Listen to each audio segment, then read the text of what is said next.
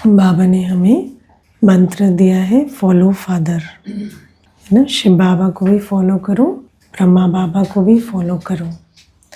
और फॉलो करना सबसे इजी होता है ना।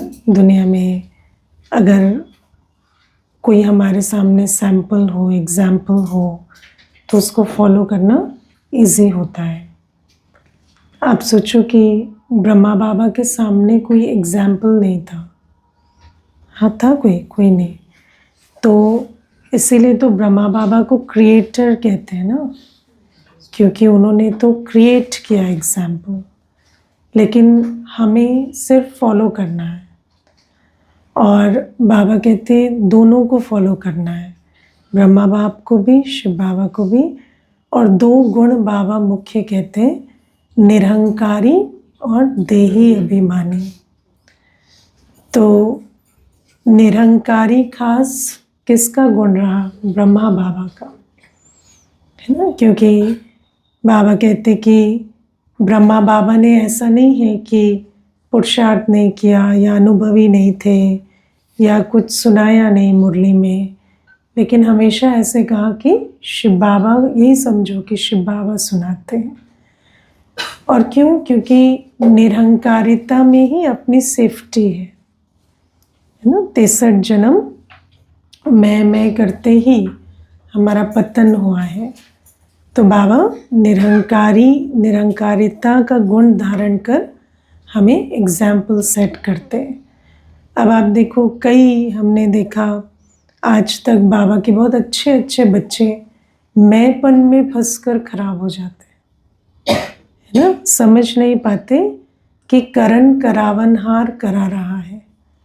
सच तो यही है कि जो भी कुछ हम संगम युग में करते हैं वो शिव बाबा ही कराते हैं। क्योंकि अगर हमें इतनी अक्ल और इतनी ताकत होती तो हम वो पहले ना कर लेते।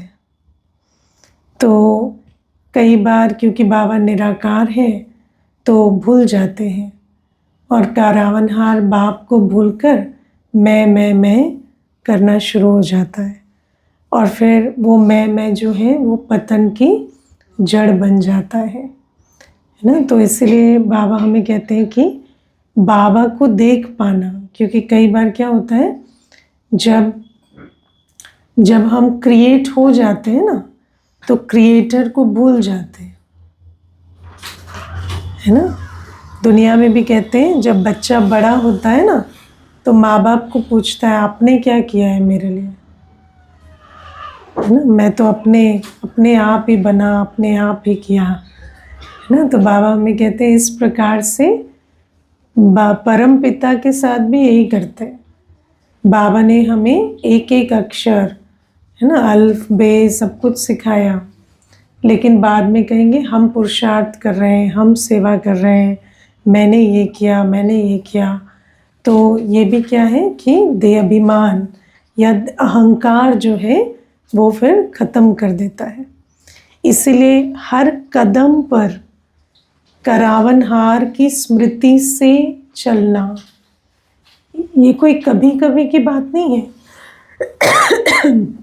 कई बार एक संस्कार भी बनाते हैं कि मानो किसी ने कॉम्प्लीमेंट दिया या किसी ने प्रशंसा की तो कहेंगे नहीं बाबा ने कराया, वो भी ठीक है।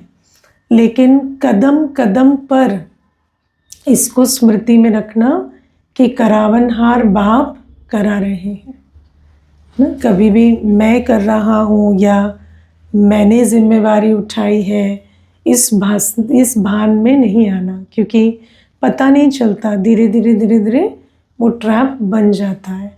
संकल्प कब संस्कार बन जाता है मालूम नहीं पड़ता। इसलिए बाबा बार बार अंडरलाइन कराते हैं, सावधानी देते हैं। क्यों? क्योंकि कई बार खिसक जाती है टेंशन से ये बातें, है ना। चेक भी नहीं हो पाता, जब इतना अहंकार चढ़ता है तो चेक भी नहीं हो पाता। और एकदम से डायरेक्ट कहो कि आपको अहंकार खा रहा है तो और देह अभिमान में आते हैं, है ना। तो इसलिए बाबा मुरली में हर बच्चे को इशारा देते हैं। और बाबा कहते शिव बाबा के लिए भी गायन है, बाबा कितने निरहंकारी बच्चों को नमस्ते करते हैं, है ना। शिव बाबा कितने निरहंकारी हैं, हमें नमस्ते करते हैं, हमें आगे रखते हैं, हमें कहते हैं तुम डबल पूज्य बनते हो, मैं तो सिंगल पूज्य बनता हूँ, है ना। तुम तो बादशाही भी लेते हो, मैं तो राज्य नहीं करता। तो आप सोचो, ऊंचे ते ऊंच बाप भी कितना निरहंकारी बन बच्चों को आगे बढ़ाते हैं। तो बाबा कहते हैं चाहे करावन हार की स्मृति में रहने में निरहंकारी बनना या किसी को रिगार्ड देने में निरहंकारी रहना, है ना। बाबा शिव बाबा का स्वरूप क्या है निरहंकारिता का, कि बाबा बच्चों को भी रिगार्ड देते हैं, है ना। जबकि बच्चे कौन है, पतित से भी पतित बन गए ना अभी, लेकिन बच्चों को भी रिगार्ड देकर उठाते हैं, आगे बढ़ाते हैं।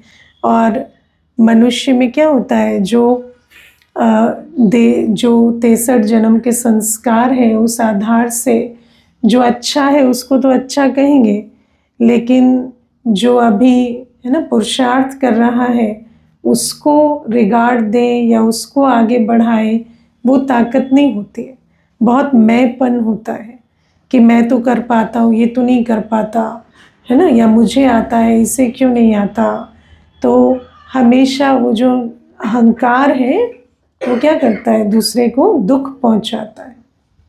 और शिव बाबा सोचो ऊंचे ते ऊंच बच्चों को नमस्ते करते हैं, है ना। बच्चों को कहते हैं, बच्चों को स्वमान में स्थित करते हैं, कितने ऊंचे ऊंचे स्वमान देते हैं।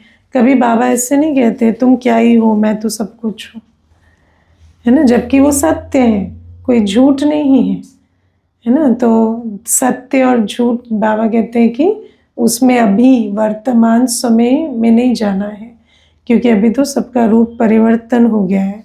तो बाबा कहते हैं जैसे शिव बाबा हमारा आदि अनादि स्वरूप देखकर हमें रिगार्ड देते हैं, ऐसे हमें भी निरहंकारी बन हर एक के आदि अनादि स्वरूप को स्मृति में रखकर रिगार्ड देना है। तो ये भी एक बहुत बड़ी शिक्षा है। तो बाबा कहते फॉलो करो। और कई बार तो दुनिया में ये शब्द हम सुनते हैं ना कि किया किसने है ना, कोई एग्जाम्पल नहीं है, सब कहते हैं करता कोई नहीं है, लेकिन हम तो वो नहीं कह सकते क्योंकि हमारे पास तो एग्जाम्पल है। ब्रह्मा बाबा ने प्रैक्टिकल में कर कर दिखाया, शिव बाबा ने प्रैक्टिकल में पाठ बजा कर दिखाया। तो बाबा सब कुछ करते भी कहते हैं बच्चे करते हैं, है ना। तुम स्वर्ग की स्थापना करो कहते हैं शिव बाबा। तो बाबा ये समझाते हैं। फिर बाबा कहते देही अभिमानी का गुण।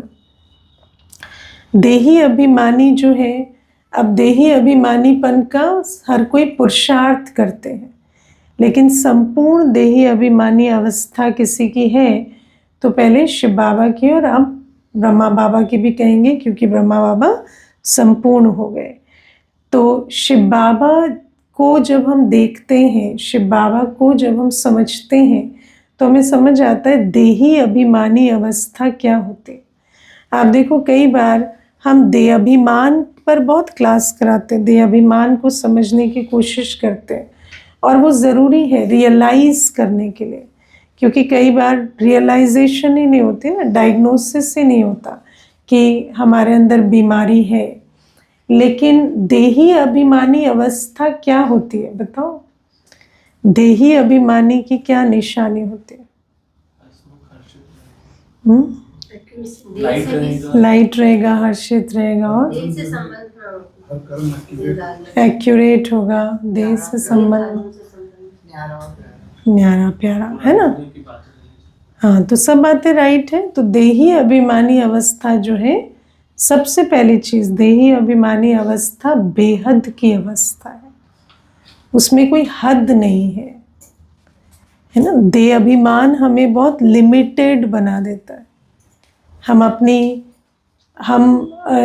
अब देखो मनुष्य क्या कहता है, मैं इतना कर सकता हूँ, इतना नहीं कर सकता, ये देह अभिमान की भाषा है ना। शिव बाबा कभी कहते हैं कि मैं ये नहीं कर सकता, मैं ये नहीं कर सकता आत्मा की डिक्शनरी में नहीं है, ये देह अभिमान हमें बताता है कि मैं ये नहीं कर सकता।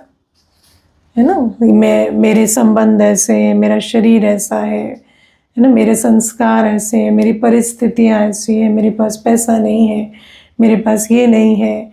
तो ये सारी जो लिमिटेशंस है ये देह अभिमान से आती है ना। शिव बाबा की अवेयरनेस में क्या है, मैं तो सागर हूँ। और बाबा कहते तुम कौन हो, तुम भी मास्टर सागर हो, तुम भी मेरे बच्चे हो। लेकिन बच्चे देह अभिमान के पिंजड़े में कैद है ना, तो ऊंचे संकल्पों की, पावरफुल संकल्पों की भी उड़ान नहीं भर पाते, है ना। संकल्प में भी आ जाएगा, जैसे कोई भी छोटी सी बात है, पुरुषार्थ की भी बात है, तो अपने संस्कारों को बंधन समझते, है ना, कि मैं ये नहीं कर सकता। अब वो क्या है, वो संस्कार तो एक क्रिएटेड संस्कार है ना। ऐसा क्या है जो श्रीमद् बाबा दे और हम ना कर सके। या सेवा में भी हमारे संकल्पों में इतनी लिमिटेशन क्यों आती है, क्योंकि देह अभिमान बहुत है। तो ये जो है ना, मैं तो पत्नी हूँ, मैं तो है ना युगल हूँ, मैं तो बच्चा हूँ, मैं तो स्त्री हूँ, पुरुष हूँ, या मैं तो वृद्ध हूँ, मैं कुछ हूँ, तो ये सारा है ना, वो धनवान है, मैं निर्धन हूँ। तो ये सारी जो लिमिटेशंस है ये सब देह अभिमान की लिमिटेशंस है। तो बाबा कहते देही अभिमानी बनो, शिव बाबा को देखो, है ना, क्योंकि हम बच्चे हैं तो बाप समान है। दूसरा, देही अभिमानी अवस्था लगाव मुक्त अवस्था होती है ना। जब बाबा का किसी से लगाव है, बाबा किसी को याद करते हैं, बाबा किसी को याद नहीं करते। लगाव नहीं है उनसे।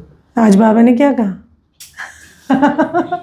आज बाबा ने कहा, बच्चे पूछते हैं आप मुझे याद करते हैं, बाबा तो मैं क्यों तुम्हें याद करूं है ना। हाँ, पापों का बोझा उतारना है, मैं तो कल्याण करने आया हूँ, मुझे कोई लगाव नहीं है ना। बाबा कल्याण करने आते हैं, बाबा को स्नेह है, बाबा को लगाव नहीं है ना। बाबा को किसी की याद नहीं आती। और आत्मा जब देही अभिमानी होती है तो आत्मा को एक बाबा की याद आती है, क्योंकि आत्मा को तो बोझा उतारना है ना।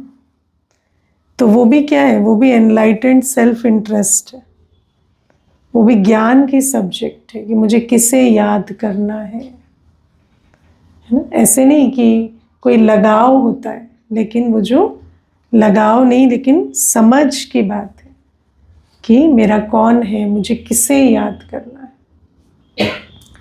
तो बाबा कहते हैं देही अभिमानीपन में लगाव नहीं होता। जैसे बाबा समझ से हर कार्य करते हैं ना, लगाव तो क्या है, बंधन की अवस्था है ना, कि सामने वाले की अवस्था आपको खींच रही। लेकिन बाबा तो आते हैं बच्चों का कल्याण करने सोच समझ कर, उनको पता है बच्चों को आवश्यकता है तो आते हैं। हम भी जब देही अभिमानी होते हैं तो हमें एक ही होना होता है, मैं बाबा को याद कर अपना वर्षा लूँ, और मुझे किसी से लगाव नहीं, मुझे किसी आत्मा की याद या कोई देहधारी या कोई देह का संबंध या देह की दुनिया की कोई वस्तु वैभव याद ना आए। इसको कहते हैं संपूर्ण देही अभिमानी अवस्था, है ना। जहाँ लगाव होता है ना वहाँ प्रभाव होता है। तो बाबा को हम इन्फ्लुएंस नहीं कर सकते। आप बहुत रोएंगे तो बाबा को आंसू आएंगे क्या? नहीं आएंगे, है ना। लेकिन अगर आप बाबा की याद में हैं तो आपके आंसू खत्म हो जाएंगे। तो बाबा का प्रभाव हम पर होता है। तो बाबा हमें कहते हैं देही अभिमानी जैसे शिव बाबा हैं ऐसा बनना है, कोई बुद्धि में भी कोई लिमिटेशन ना हो, है ना। आप बाबा हमें रोज स्मृति दिलाते हैं, तुम रियलाइज करो तुम कौन हो, तुम भगवान के बच्चे हो, है ना। लेकिन हमारे अंदर क्या रहता है, मैं तो गृहस्थी हूँ, मैं तो है ना इस बात में इतनी बार फेल हुआ हूँ, मैं तो ऐसे हूँ। लेकिन बाबा कहते हैं कि तुम्हारे संकल्प से सृष्टि रची जा सकती है। इसीलिए तो शिव बाबा कहते हैं ना ब्रह्मा बाप को फॉलो करो, क्योंकि ब्रह्मा बाप तीखे गए। शिव बाबा ने जो कहा वो ब्रह्मा बाप ने धारण किया कि सच में है ना। शिव बाबा ने कहा तुम जगत पिता हो, तो ब्रह्मा बाप ने कहा हाँ जी, है ना, तुम्हें ये सृष्टि रचनी है। तो ब्रह्मा बाप ने कहा हाँ जी, है ना। हमें कहते हैं सृष्टि रचनी, हम तो सुनते भी नहीं, हम तो पीछे देखते हैं, अच्छा पता नहीं किसको कह रहे हैं, है ना। तो ये जो देही अभिमानी अवस्था है, ये बाबा कहते हैं तुम अपने को बच्चे निश्चय करोगे तो देही अभिमानी बनेंगे। तो देही अभिमानी माना कोई लिमिटेशन नहीं, कोई लगाव नहीं, है ना। देही अभिमानी अवस्था न्यारी प्यारी स्थिति है। तो बाबा हमें समझाते हैं कि ब्रह्मा बाप समान, शिव बाप समान देही अभिमानी बनो। अब ब्रह्मा बाबा की जीवन को देखो, ब्रह्मा बाबा को फॉलो कैसे करेंगे। ब्रह्मा बाबा की जीवन को देखो, ब्रह्मा बाबा ने कर्म बंधन, क्या ब्रह्मा बाबा के नहीं थे? बच्चे, युगल कौन नहीं थे, व्यापार सब कुछ था ना। लेकिन बाबा ने कर्म बंधन कैसे चुक्त किए? कोई कोई कर सकते हैं ब्रह्मा बाप जैसे कर्म बंधन चुक्त कर रहे हैं कोई? कर्म बंधन सब चुक्त किए ना, सारा लौकिक को अलौकिक बनाया ना, है ना। तो इतना ट्रस्टी बनकर चले, मैं बाबा का और बाबा मेरा और सब कुछ बाबा तेरा कर कर चले ना, संबंध भी तेरे, है ना। जो शिव बाबा ने जो सेवा जिसको दी, उस दृष्टि से ब्रह्मा बाप ने भी देखा। कभी ऐसे नहीं सोचा बाद में मेरे युगल, मेरे बच्चे, मेरी बेटी, ऐसे नहीं सोचा, है ना। तो बाबा कहते हैं कि जैसे ब्रह्मा बाप ने कर्म बंधन चुक्त किए, ऐसे हमें चुक्त करने। जैसे ब्रह्मा बाप ने कर्म संबंध निभाए, ऐसे हमें भी निभाने हैं। सोचो, जिनसे कोई खून का रिश्ता नहीं है ना, कोई इतने बड़े यज्ञ में विचार करो कैसे आत्माओं की पालना की ब्रह्मा बाप ने। ये जो संगम युगी संबंध कैसे निभाए, है ना। रूहानी जिस्मानी दोनों पालना का बीड़ा उठाया। तो बाबा कहते हैं हम इतना लौकिक को इतना अपना मान, ये अलौकिक को इतना अपना मानकर चल पाते हैं, अलौकिक संबंध इतना निभा पाते हैं, या लौकिक में ही फंसे रहते हैं। तो कितने संबंध, अलौकिक संबंध ब्रह्मा बाप ने जैसे संभाले, ऐसे हमें संभालना सीखना है ना। आप सोचो, जब ब्रह्मा बाबा अव्यक्त हुए तो ब्रह्मा बाबा की बेटी, बहू सब तो यज्ञ में थे ना। लेकिन ऐसा नहीं कि कोई, है ना, यज्ञ की बागडोर उनके हाथ में दी। जो सबसे अच्छे निमित्त थे, दीदी दादी, उनकी ही हाथ में बागडोर दी। तो इतना ट्रस्टी होकर, इतना कर्म बंधन मुक्त होकर, इतना कर्म संबंधों की समझ रखकर चलना, ये हमें बाबा से सीखना है ना। रख पाते हैं इतना मैंपन, मेरापन 63 जन्मों का है कि, है ना। कई बार मैं देखती हूँ, जैसे एक बार प्रोग्राम हो रहा था तो सजावट हो रही थी, तो क्लास की एक माता आई और बोली आज इनके यहाँ प्रोग्राम है ना, इनके यहाँ, हमारे यहाँ नहीं, है ना। तो कई बार ऐसे चुप बैठे रहते हैं ना, तो सब बहुत प्यारे ब्राह्मण रहते हैं, फिर बात करते तो मालूम पड़ता है अच्छा इनको तो बहुत मेरा तेरा बहुत है ना। तो सोचो कि हम कहते हैं ब्रह्मा बाप को फॉलो करो, पर ब्रह्मा बाप ने क्या किया वो देखना भी तो आना चाहिए, क्योंकि दे अभिमान में तो देख भी नहीं पाते हैं ना कि क्या किया ब्रह्मा बाप ने। कोई छोटी बात है, ब्रह्मा बाबा ने सारे कर्म बंधन ट्रस्टी बनकर चुक्त किए और कर्म संबंधों को कैसे निभाया, कितने स्नेह से सबकी पालना की। इस रीति से हम अलौकिक परिवार में चल पाते हैं। फिर बाबा हमें कहते हैं कि ब्रह्मा बाप ने और क्या किया। ब्रह्मा बाप ने तन का कर्मभोग कैसे चुक्त किया और तन को कैसे सफल किया। 60 वर्ष की आयु में शिव बाबा ने प्रवेश किया, है ना। 60 वर्ष की आयु से लेकर उस तन का कतरा कतरा सफल किया और जो भी कर्म बंधन आए उनको कर्मयोग से चुक्त किया।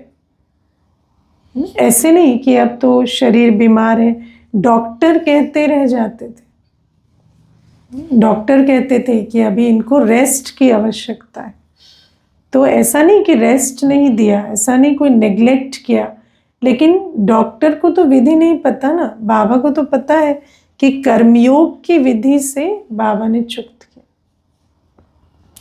अंतिम दिन तक भी मुरली सुनाकर, है ना, और कर्मभोग को पार किया। इसीलिए तो अंत में कर्मातीत अवस्था से पहले जो कर्मभोग और कर्मयोग की लड़ाई हुई तो उसमें जीत पाए ना, क्योंकि इतना खाता जमा किया था, है ना। वरना क्या होता है, अंत में जो कर्मभोग होता है, शरीर आत्मा शरीर से निकलना कोई आसान नहीं होता। आत्मा जब शरीर से निकलती है तो उस समय देह याद ना आए, ये कोई आसान चीज नहीं। मनुष्य को उस समय कोई याद नहीं आता, देह ही याद आती। लेकिन जिसने आजीवन कर्मयोगी बनकर बिताया होगा वही उस समय पर उस कर्मभोग की परिस्थिति में भी, उस दर्द में, सब चीज में, आत्मा ऐसे ही तो नहीं निकलती ना। दर्द तो शरीर में होता है ना, पर वो दर्द बुद्धि में ना रहे, बाबा की याद रहे, उसके लिए उतना याद का खाता जमा किया होगा तब तो बाबा कहते हैं कि इस रूप से, है ना, बाबा ने सिखाया कि कैसे कर्मभोग को चुक्त करना है शरीर के द्वारा भी, कैसे बाबा की याद में, सेवा में, तपस्या करते सारा कर्मभोग चुक्त करना है ना। तो जब कोई दर्द होता है, कोई कष्ट आता है शरीर का, तो मनुष्य कहता है बैठ जाए, लेट जाए, है ना। लेकिन बैठे लेटे भी तो हम सेवा कर सकते हैं ना। लेकिन क्या है, ज्यादा कराहने से क्या दर्द कम हो जाता है क्या, या जल्दी चला जाता है? लेकिन एक संस्कार बना हुआ है ना कि रोए कराहे, तो वो जो कराहने का जैसे संस्कार बना हुआ है, ठीक है, हमसे खड़ा नहीं हुआ जा रहा तो बैठ जाए, बैठा नहीं जा रहा लेट जाए, उसके लिए तो बाबा ने कभी नहीं कहा। लेकिन लेट कर भी तो बाबा को याद कर सकते हैं। मुझे याद है एक बहन थी, तो उसको कुछ हो गया था, कोई चोट आ गई थी, एक्सीडेंट हो गया था, तो हॉस्पिटल लेकर गए तो इतनी जोर से चिल्लाई ना जब उसको बैंडेज बंध रही थी कि पूरे वार्ड में इतना जोर से शोर हुआ। तो मैंने बाद में उसको कहा, जोर से चिल्लाने से दर्द कम होता है क्या? तो कहती पता नहीं, मुझे ना आदत है। तो मैंने कहा आदत ही तो है ना, दर्द तो तुम्हें वैसे भी बर्दाश्त करना ही है ना, दर्द तो हो ही रहा है, ये चिल्लाने की क्या जरूरत है? चिल्लाने से कोई कम तो नहीं हो जाता। तो हाय हाय करना, चिल्लाना, इरिटेट होना, ये सब संस्कार है। कोई भी कर्मभोग का पेपर आता है तो हाँ, वो ठीक है कि कोई उस समय हमसे जितना हो पाएगा करेंगे। ऐसा नहीं है कि कोई कर्मभोग के समय कोई कहे एकदम एक्टिव होके कुछ कर पाओ, हो सकता है नहीं भी कर पाएंगे, लेकिन उसमें दुखी या तंग या वैसे होने की तो आवश्यकता नहीं। बाबा कहते हैं उसे बाबा की याद में, और जितना जो जिस समय हम कर पाए उतना पुरुषार्थ, उतने सेवा कर कर तो चुक्त कर सकते। चलो हम वाचा नहीं कर सकते, मनसा तो कर सकते, कर्मणा नहीं कर सकते, वाचा तो कर सकते, कुछ तो कर सकते। लेकिन वो कब होगा, जब इतना ट्रस्टी बनकर चले, इतना हमें होना होगा अपना भाग्य बनाने का। तो बाबा ये ब्रह्मा बाप को फॉलो करने की आज बात कह रहे हैं, इसीलिए आज अंडरलाइन कर रहे हैं कि ब्रह्मा बाप की जीवन में क्या रहा। और फिर ब्रह्मा बाप ने सबसे बड़ा एग्जाम्पल किसका सेट किया? सफल करने का, है ना।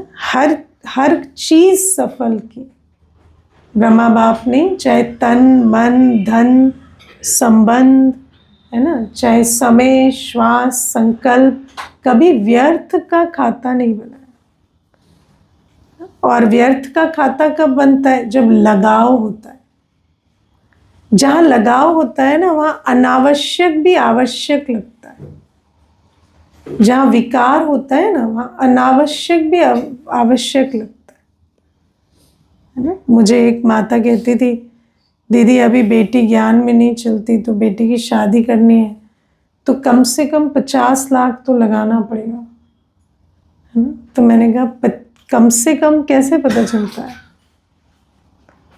ना। तो नहीं, जैसे समाज को देखते हुए, है ना। तो देखो हर एक को क्या है कि अपनी देह अभिमान के हिसाब से, अपने लगाव के हिसाब से एक हम अपना तन मन धन जो भी है उसका खाता बनाते हैं कि इसमें इतना लगाना ही पड़ेगा, वरना ऐसा कुछ नहीं है ना। तो बाबा हमें कहते हैं सब ये जो सारे व्यर्थ के खाते बनते हैं ना, ये सब क्यों? जब एक माता कहती थी बच्ची जो है वो 3 दिन से झगड़ रही है कि आप, मैं फिल्म देखती हूँ तो आप बैठते नहीं हो। तो 3 दिन तो मैं नहीं बैठी, पर आज मैं बैठी, 3 घंटा उसको दिया। तो क्या है, अब लगाव है तो बैठना पड़ेगा, है ना। तो लेकिन बेटी को लगाव नहीं है, वो नहीं बैठ रही अमृत वेला उठ के, वो आपके साथ नहीं बैठ रही है लेकिन आपको है तो आप बैठेंगे। तो ये सब व्यर्थ है। लेकिन जहाँ लगाव होता है, जहाँ विकार होता है, जहाँ देहाभिमान होता है, वहाँ आजकल कहते हैं ना बेयर मिनिमम, तो बेयर मिनिमम का बार बहुत हाई होता है, क्योंकि देहाभिमान की दुनिया में, विकारों की दुनिया में ये जो तन मन धन समय श्वास संकल्प व्यक्ति वस्तु वैभव के प्रति वेस्ट होता है। तो बाबा ने कभी कुछ वेस्ट नहीं किया, है ना। बाबा जो बच्चा श्रीमत पर नहीं चला उसको कुछ भी नहीं दिया, है ना। ये नहीं कि इतना तो दे देते हैं आगे बाकी यज्ञ में लगाएं, ऐसा नहीं। जो श्रीमत पर चले, है ना, वो जैसे अलौकिक परिवार में सबकी पालना होती है वैसे हुई, और बाकी कभी कुछ भी व्यर्थ नहीं गवाया। लेकिन ये जो व्यर्थ और समर्थ की परिभाषा है ना, ये तभी समझ आती है जब देहाभिमान ना हो, विकार ना हो। जहाँ विकार होते वहाँ किसी को समझाने का कोई फायदा नहीं होता, क्योंकि विकारी मत ऐसी होती है जो कहती नहीं इतना तो ज़रूरी है ना। अब मुझे एक माता कहती थी मेरी बहन आती है तो बहुत गिफ्ट्स लेकर आती है, तो मुझे भी देने पड़ते हैं। तो मैंने कहा कितना दे, तो कि जितना ज़रूरी है उतना तो देना ही पड़ता है ना। तो लेकिन कहती कि दीदी 10 वर्ष में ना मेरा ज़रूरी कम होता गया है। तो अभी पिछली बार वो आई ना, तो मैंने बस एक बाबा का चित्र दे दिया उसको। वो तो बड़ा सारा कुछ उठा कर लाई थी, लेकिन मैंने तो एक बाबा का चित्र दे दिया। तो मुझे कहती तू तो कंजूस हो गई है, अगली बार तेरे लिए कुछ नहीं लाऊंगी, है ना। तो कहती कि मैंने भी सोचा छोड़ो तो छूटो, है ना, ना वो लाए ना मैं दूँ, अब झंझट खत्म करते हैं, हो गया बहुत। 10 साल श्रीमत सुनते हैं पर करते कुछ नहीं है, अब चाहे रूठे चाहे कुछ भी, आप रहने दो, है ना। तो क्या है, ये सब सारा जो व्यर्थ का लेन देन है, सारा कुछ चलता है देहाभिमान की वजह से, और इसमें खाता बनता है ना। ये जो हम सोचते हैं ना इतना शोभा देता है, इतना शोभा नहीं देता, ये सब मोरालिटी, समाज की जो प्रोग्रामिंग है बुद्धि में, और इससे खाता बनता बनता बनता बनता जो तो दुर्गति हो गई है। और अभी तो कम से कम हम ये छोड़ें, तो ब्रह्मा बाप को फॉलो करना है। तो बाबा कहते हैं देखो, बाबा तो एक लाइन में कह देते हैं निरंकारी बनो, देही अभिमानी बनो, ब्रह्मा बाप को फॉलो करो, शिव बाबा को फॉलो करो, लेकिन बहुत विचार करना पड़े कि शिव बाबा हमें क्या कह रहे हैं, है ना। और फिर अब तो बाबा अव्यक्त हो गए, तो बाबा को फॉलो करना माना अव्यक्त स्वरूप में स्थित होना, है ना। जैसे ब्रह्मा बाप कर्मातीत सुफरिश्ता बने, ऐसे हम भी कामकाज करते सदैव अपनी लाइट की ड्रेस में स्थित रहें और बाप दादा से मिलन बनाए। ये भी फॉलो करने का एक स्वरूप है। फिर बाबा कहते कुमारियाँ मम्मा को फॉलो करें, है ना। मम्मा ने क्या किया, सबसे बड़ा पार्ट हांजी का पार्ट, है ना। तो जो बाबा कहता है, जैसे कहता है वैसे हांजी कर कर चलना। और बाबा कहते कुमारियाँ जो, क्योंकि शिव बाबा तो मुरली में कहता ही है, लेकिन निमित्त के द्वारा भी जो डायरेक्शंस मिलते हैं उसको हांजी कर कर चला, तो बाबा कहते और कुछ नहीं करना पड़ेगा, कुमारी है ही अधिकारी, है ना। क्योंकि वैसे भी कोई कर्म बंधन नहीं है, वैसे भी कोई खाते चुप नहीं करने, है ना। बस हांजी किया तो 63 जन्म के विकर्म धीरे धीरे विनाश हो जाएंगे। तो बाबा ये बात हमें कहते हैं। फिर बाबा ऊंच पद के लिए हमें डायरेक्शंस देते हैं, और एक जो डायरेक्शन है वो कल का भी रिपीट में है कि बाबा के कार्य को, यज्ञ को कोई नुकसान नहीं पहुंचाना है, नहीं तो ऊंच पद नहीं पाते। अब कई बार हम समझ नहीं पाते कि हम बाबा के कार्य को, यज्ञ को नुकसान कैसे पहुंचाते, है ना। तो आप देखो कि कोई भी सिस्टम परफेक्ट नहीं होता है, ठीक है। हर सिस्टम में, क्योंकि अभी संपूर्ण तो कोई बना नहीं है ना, तो इम्परफेक्शंस तो होते हैं। लेकिन अगर हम डिस्कस भी करते हैं ना कि अलौकिक परिवार में क्या कमियां हैं, कमजोरियां हैं, बाबा के घर में क्या प्रॉब्लम्स हैं, तो ये सब यज्ञ में विघ्न डालने जैसा होता है ना। कई बार हमें समझ नहीं आता, हम लौकिक वालों के सामने जाकर भी, है ना, बाबा के घर में क्या हुआ वो डिस्कशन कर लेते हैं, तो ये सब क्या हुआ, ये डिससर्विस होती है। मनुष्य को इतनी समझ नहीं होती। सुनने वाले को तो लगता है यहाँ स्वर्ग लगा पड़ा है, स्वर्ग कल थोड़ी आएगा, इन्होंने बना लिया है ना। उसको नहीं पता चलता ये वर्क इन प्रोग्रेस है ना। तो बाबा हमें कहते हैं कि ये बाबा के कार्य को, यज्ञ को विघ्न डालना, ये इन बहुत इनोसेंट तरीके से भी कई बार डिस्कशन करते हैं या वर्णन करते हैं, तो ये भी सारा क्या होता है, ये भी विघ्न डालने की बातें होती हैं। संकल्प में भी हमें कमजोरियों को, अवगुणों को नहीं देखना है, हमें हमेशा यज्ञ को बल भरना है। कोई कमी कमजोरी है भी तो जैसे बाबा हमें कई बार कहते हैं कि अगर हमारे लौकिक परिवार में, हमारे भाई बहनों में कोई कमी कमजोरी होती है तो हम उसे छिपाते हैं ना, हम उसे पर्सनल इशारा देकर बदलते हैं, कोई उनको फैलाते नहीं है। तो ऐसे ये जो फैलाने के जो कर्म होते हैं, ये सब यज्ञ को विघ्न डालने की बातें होते हैं, क्योंकि समाने की शक्ति आज मनुष्य में नहीं है ना। मैं हमेशा ऐसे सोचती हूँ, व्यक्ति किसी को बताता है कोई बात और कहता है आप किसी को नहीं बताना, पर सबसे बड़ी बात है तुम अपना सीक्रेट नहीं रख सकते तो मैं तुम्हारा कैसे रखूँगा, है ना। मैं तो कह भी देती थी, मुझे कोई कहता था ना स्कूल कॉलेज में तुम मत बताना, अरे तुम मत बताओ ना, तुम तो बता के चले गए, तुम्हें इतने मज़े आ रहे हैं बताने में, है ना। तो ये जो चीज़ें हैं ना, ये संस्कार, दूसरे को आप जाके बता देंगे, उसको कहेंगे आप मत बताना, है ना। तो अपना आप तो रख नहीं पा रहे हैं, दूसरे को बताना नहीं है। तो बाबा कहते हैं कि हर एक आत्मा को समाने की शक्ति रखनी चाहिए ना। कोई भी बात है जो हमें डायरेक्शन मिला, निमित्त को बताया, बस खत्म, कोई ना वर्णन, ना चिंतन, ना उसके प्रति संकल्प चलाना, ये सब से यज्ञ में विघ्न पड़ते हैं। और यज्ञ में विघ्न सिर्फ दूसरे की बात नहीं है, हम भी तो एसेट है ना, हम स्वयं कोई कम बड़ा एसेट है। हम कमी कमजोरियों का चिंतन करते हैं तो अपने ही संकल्पों से अपनी आगे की कर्म की गति बिगड़ जाती है। तो ऐसे कर्म मुझे नहीं करने। तो बाबा कहते हैं, मुझे याद है एक बार एक माता थी, वो दूसरी को बता रही हमारे सेंटर पर ऐसे होता है, ऐसे होता है, ये प्रॉब्लम है। तो दूसरी भी अपने सेंटर की सुनाने लगी, है ना।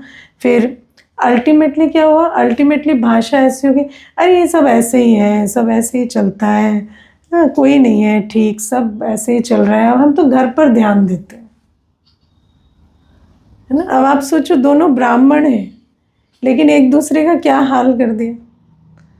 तो बाबा हमें कहते हैं कि बाबा तो इतनी मेहनत कर एक एक बच्चे को बना रहे हैं, हमें भी एक दूसरे को आगे बढ़ाना है या पीछे खींचना है। और कभी कोई किसी ने बोला थोड़ी है कि सिस्टम परफेक्ट है, परफेक्ट नहीं। प्रकाशमणि दादी जी तो जब वतन में गई तो ब्राह्मणों का हाल देखकर दांतों के तले उंगली दबा दी, है ना। क्योंकि जब भी कोई पुरुषार्थी होते हैं तो कितने सारे संस्कार पुराने जो हैं वो समय प्रति समय दिखाई देते। तो बाबा हमें कहते हैं, न चिंतन, न वर्णन, न कुछ, उससे अपनी भी गति बिगड़ती है और अन्य की भी दिल खराब करते हैं, दूसरों को भी भटकाने के निमित्त बनते हैं। तो ये सारी चीज़ें नहीं करनी है। और फिर बाबा कहते हैं, क्रोध भी नहीं देना और दुख भी नहीं देना, है ना। मनसा तो छोड़ो, कर्मणा में तो दुख देना बंद करो पहले, है ना।